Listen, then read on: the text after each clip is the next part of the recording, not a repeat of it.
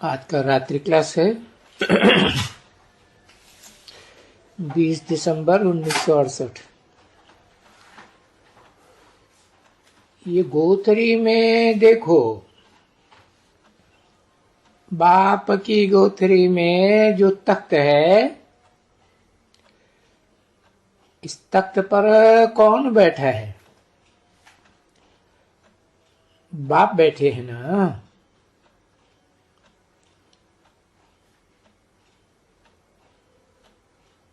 शरीर है बुढ़ा,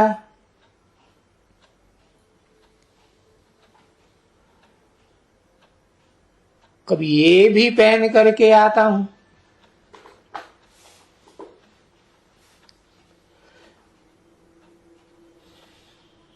बुढ़ा शरीर, कभी कान ढकने को होते हैं ना। भाई लोग वो टोपी पहनते हैं कान ढकने की, देखा है कभी? हम कल पहन करके दिखलाएंगे। किसी ने कहा अभी ले आऊं? हाँ, अभी ले आओ।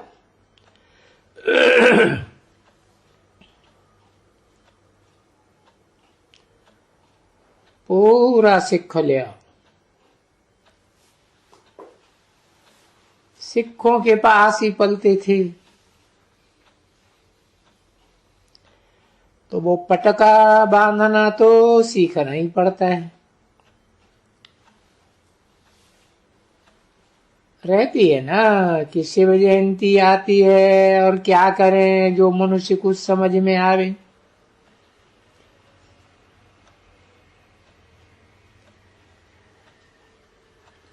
जो बाप ने समझ बच्चों को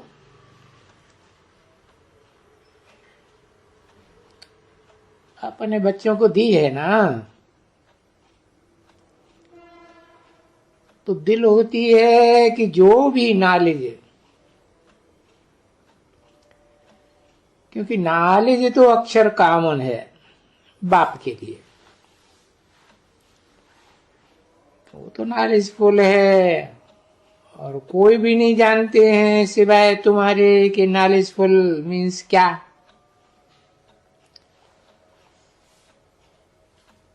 क्योंकि फिर झाड़ का बीज रूप है, तो बीज रूप भी चैतन्य है।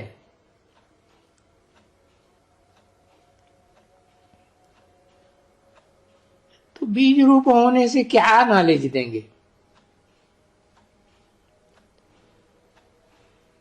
कि हमारी क्रिएशन कैसे फिरती है, कि चक्कर कैसे फिरता है। तो अभी बच्चों को भाषण करना है।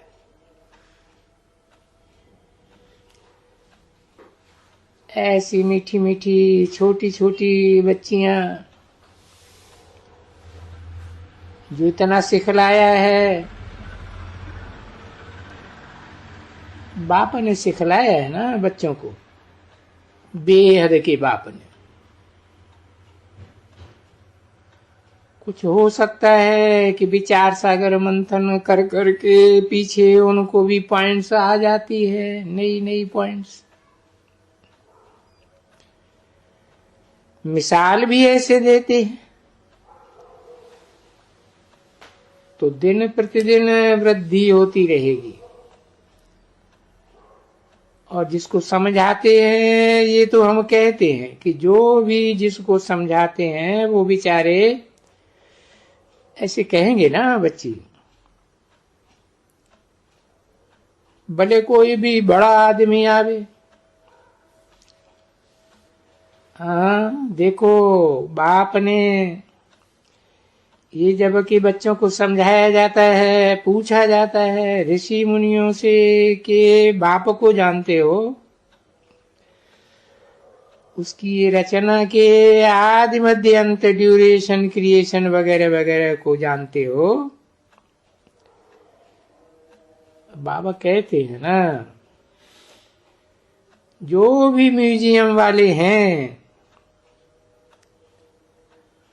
उनको तो बड़े बड़े अक्षरों में लिख के देना चाहिए कि अगर जो बेहद के बाप को जानते हैं, अभी बेहद के बाप को वही तो भगवान कहा जाता है,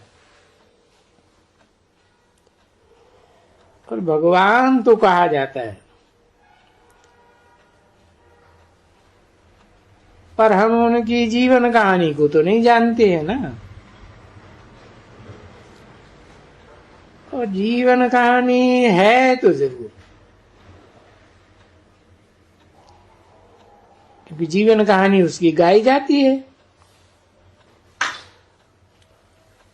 जैसे तुम बच्चे लिखते हो ज्ञान का सागर है, सुख का सागर है, फलाना है, टीरा है, पतित पावन है, लिबरेटर है, गाइड है।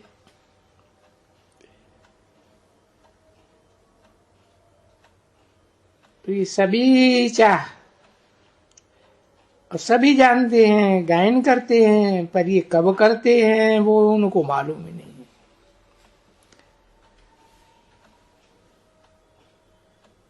तो मूल बात क्यों नहीं है? ये जो कहा जाता है कि कुंभकर्ण की नींद में सोए पड़े थे,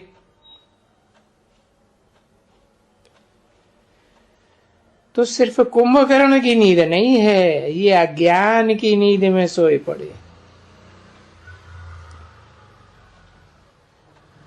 ये ज्ञान नहीं है ना बच्चे। अभी तुम बच्चे जानते हो कि हमारे में ये ज्ञान नहीं था, हम बाप को भी नहीं जानते थे, सर्वव्यापी कह देते थे। और अभी तो हम जानते हैं कि हमारी आत्मा, अभी आत्मा बिंदु के समान है, छोटी है, सितारा।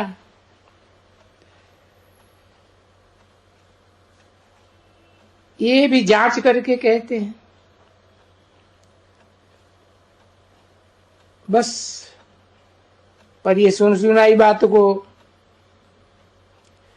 मनुष्य की सुनाई हुई बात है ना बच्ची। अगर कोई शास्त्र भी बनाया है तो कोई मनुष्यों ने बनाया होगा ना। अगर व्यास के लिए भी कहते हैं तो वो भी तो देहधारी ठहरा ना। परंतु वास्तव में व्यास अगर कहें तो व्यास भगवान, अभी व्यास भगवान का कहें या श्री कृष्ण भगवान का कहें, अभी हैं तो शास्त्र व्यास भगवान की, और इधर बाप भी है भगवान।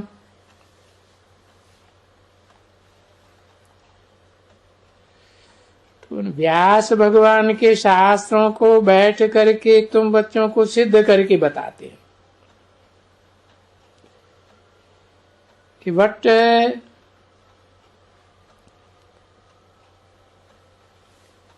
कौन से शास्त्र में क्या लिखा हुआ है।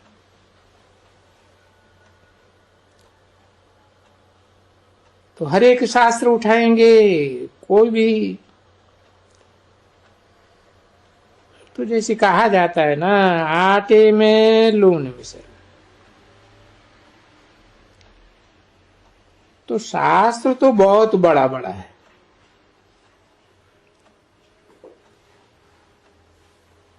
उनमें बस दो चार कोई लफ्ज सच्चाई के निकलेंगे।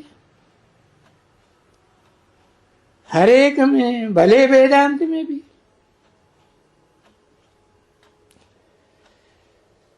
तो ये शास्त्र ये कहेंगे, भले शिव पुराण भी मैं समझता हूं कि है,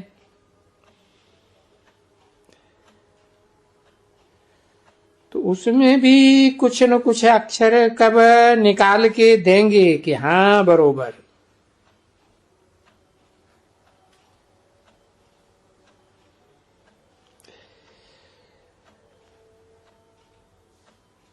जब ना ये ज्ञान में आएंगे तुम्हारे से सुनेंगे,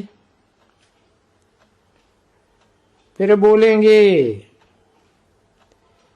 ज्ञान में भी ऐसी ऐसी बातें लिखी हुई हैं, और ऐसी बातें पुराण में भी लिखी पड़ी।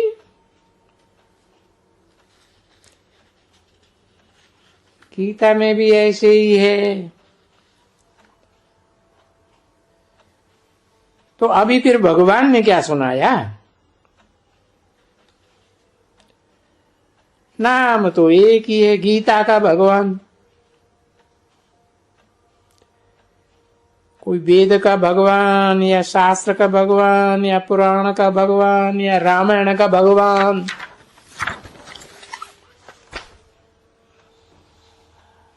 ऐसे पुराण वुराण तो नहीं है ना बच्चे।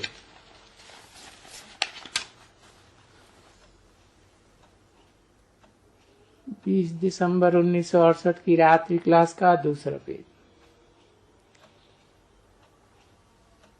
अब ये तुम बच्चे समझते हैं कि बाप बैठ करके सभी वेदों ग्रंथों शास्त्रों का, गीता का जो भी है उनका सार समझाते हैं। जो जरा जरा उसमें है कुछ कि अगर है भी तो है सारा सार तो गीता में ना। क्योंकि कोई भी ऐसा शास्त्र नहीं है जिसमें भगवान वाचो।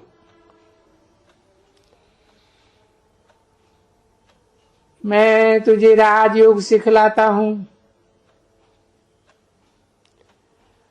अर्थात राजाओं का, महाराजाओं का महाराजा बनाता हूं।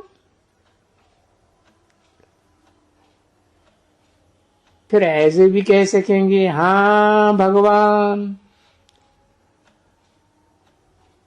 वो तो ये जो राजाओं का राजा,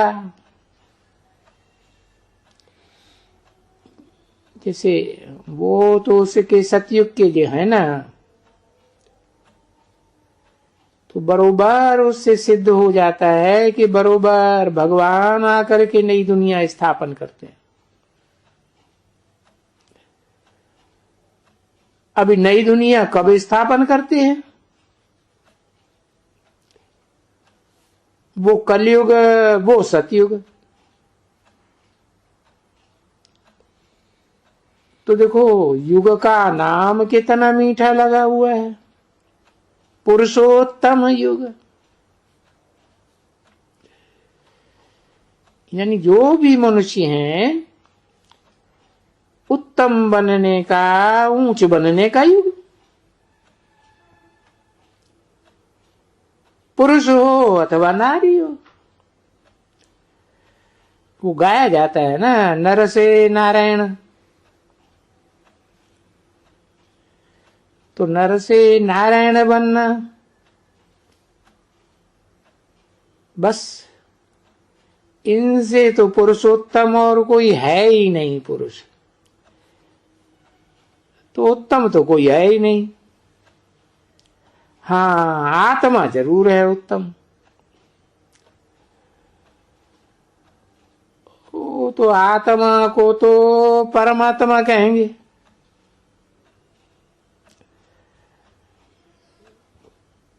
तो देखो परमात्मा बैठ करके तुमको उत्तम बनाते हैं ना, ये तो जानते हो ना बच्ची। तो अभी जैसे बाबा ने समझाया ऐसे तुम भी तो समझा सकेंगी ना। तो हर एक पॉइंट बाप की ऐसी ऐसी कि कल्प 5000 वर्ष का है, न कि इतने इतने लाखों वर्ष का है।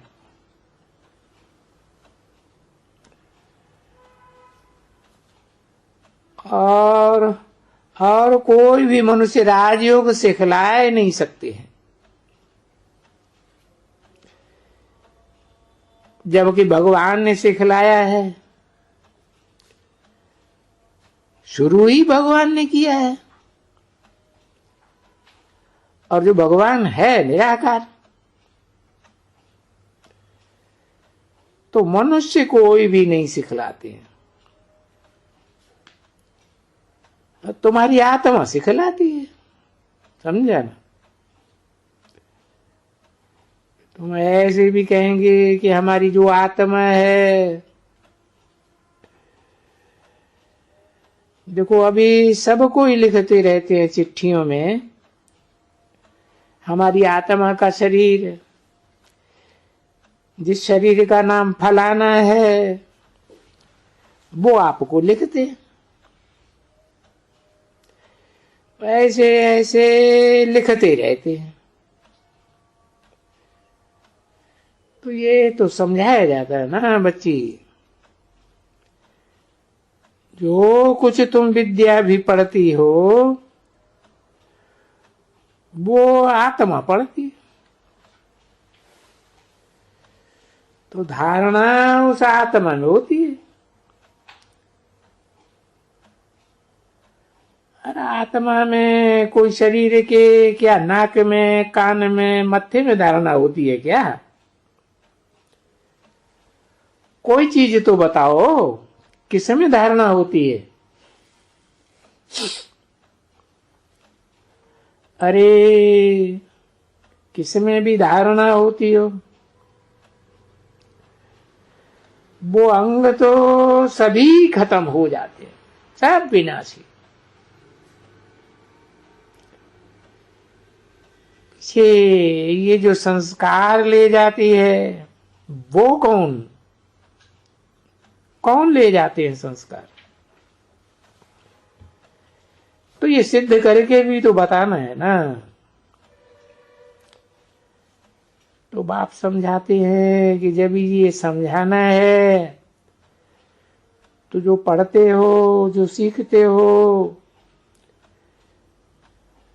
जो तुम ही सिर्फ हैं जो सीखते हो,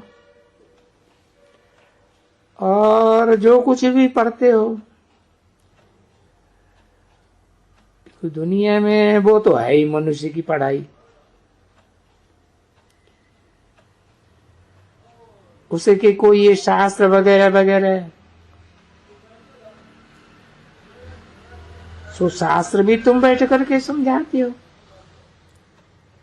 कि हम जो पढ़ते हैं आत्मा पढ़ती है, और शरीर तो कोई नहीं पढ़ता है। ये बाप ने समझाया है कि आत्मा ही अमर है, और शरीर के अंग तो खलास हो जाते हैं। माना शरीर और शरीर के अंग मरते हैं,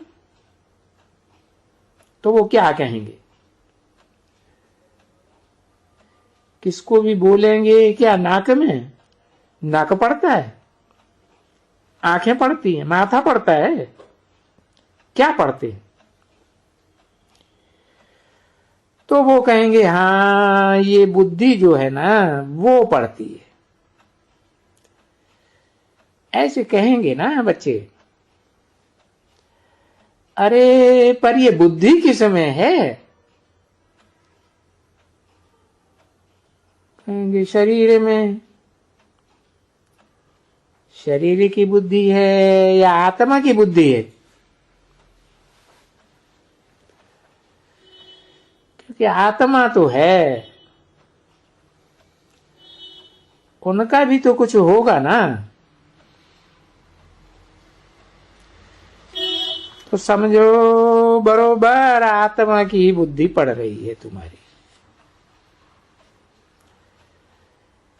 तो पतित भी बुद्धि बनती है, तो पावन भी बुद्धि बनती है।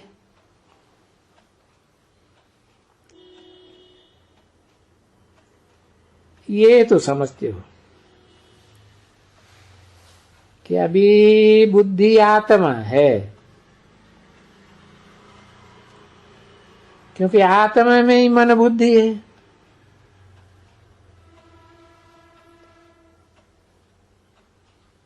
तो फिर आत्मा ही कहो ना सभी। तो हमारी आत्मा पतित है, ऐसे भी कहेंगे ना। हमारी जो आत्मा है ना, जो आत्मा शरीर में है, सो इस समय में पतित है। इसलिए बुलाते हैं, ये हमारी आत्मा को पावन बनाने वाले। क्योंकि बाप ने समझाया ना कि आत्मा ही गोल्डन एज है, तो फिर शरीर भी गोल्डन एज। आत्मा आयरन एज तो शरीर भी आयरन एज। तो मुख्य तो प्रिंसिपल तो होती है आत्मा। तो ऐसे ऐसे जो टॉपिक्स किसको कहते हो कि आज फलानी टॉपिक पर और आज सब फलानी टॉपिक पर, तो जो जो अच्छे अच्छे बच्चे हैं, जो अच्छी तरह से टॉपिक समझा सकते हैं और वो टॉपिक्स बुद्धि में अच्छी तरह रखते हैं, वो सभी अपनी एक एक टॉपिक उठाए लेवे कि हम ये सब बाबा ने हमको ये समझाया है और समझा रहे हैं, ये कहेंगे हमने बाबा को तो जान लिया।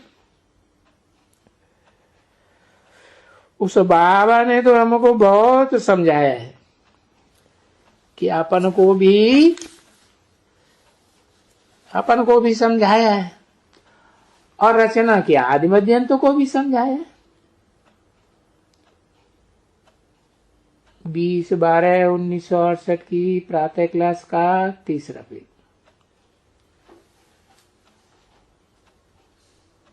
तो उनमें जो जो भी पॉइंट्स हैं या टॉपिक्स हैं,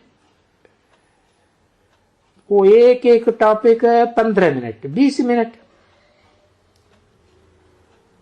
वो टॉपिक ओरली बैठ करके समझाए।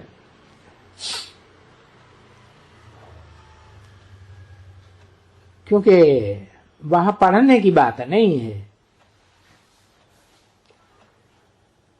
और बाबा थोड़े ही कुछ पढ़ के सुनाते हैं। बाबा ओरली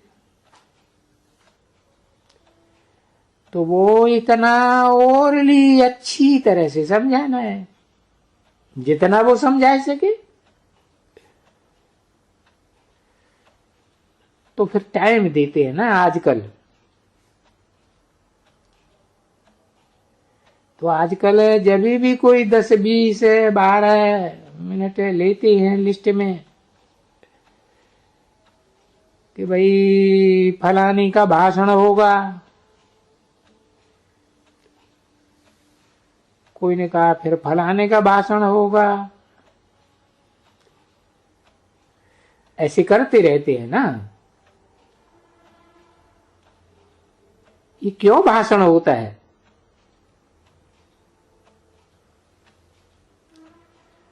तो कभी भी भाषण करने वाले कोई भी उठाए करके पढ़ेगा नहीं। भले इंग्लिश होवे या जो भी होवे, तो भाषण ऐसा करना चाहिए जितना वो अच्छे से कर सके।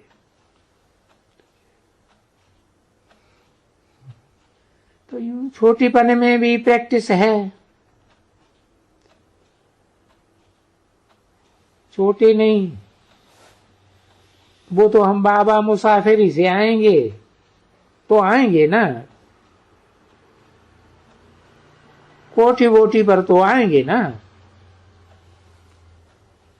तो सारा दिन क्या करेंगे? तो कोठी पर ही बैठते हैं। फिर कोठी पर बैठेंगे तो कोई न कोई किताब ही उठाएंगे। बैठ करके मनुष्य क्या करते हैं तो हिल जाते हैं।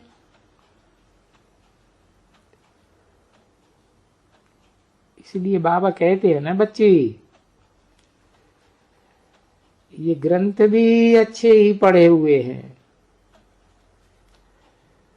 अभी जब ग्रंथ पढ़ते थे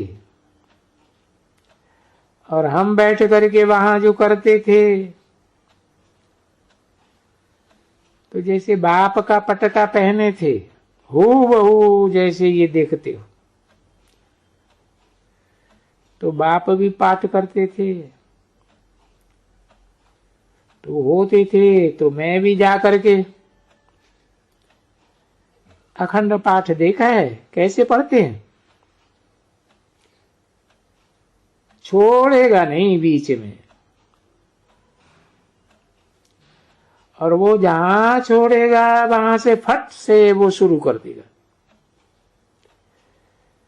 आवाज बंद नहीं होना चाहिए।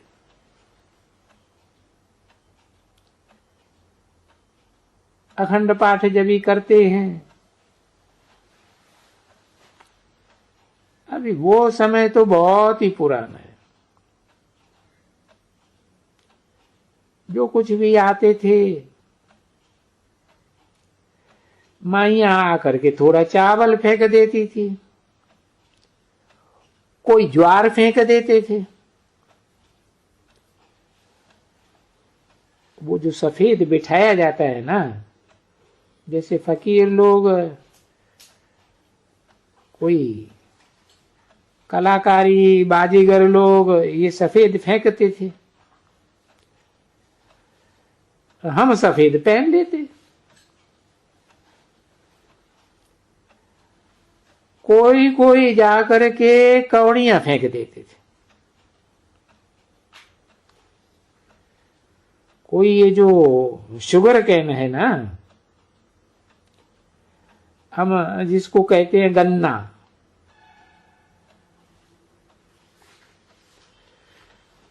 वो गन्ने का टुकड़ा इतना, वो क्या मिलते थे, 5 कौड़ी दियो तो 2-3 टुकड़ा मिल जाते थे। उस समय में कौड़ियां चलती थी।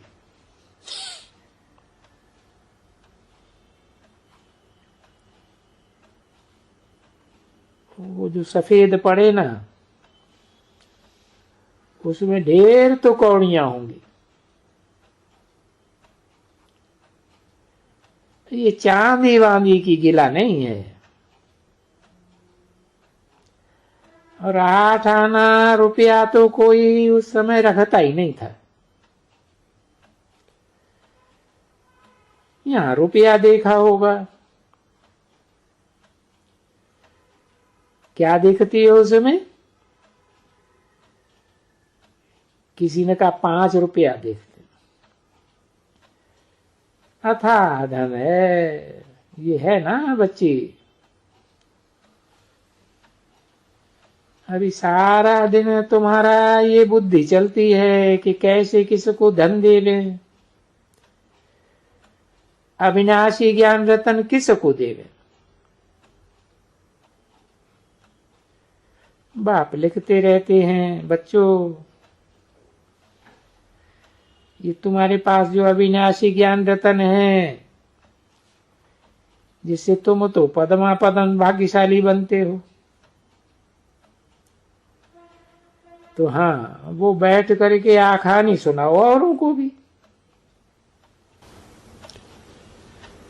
ओम शांति।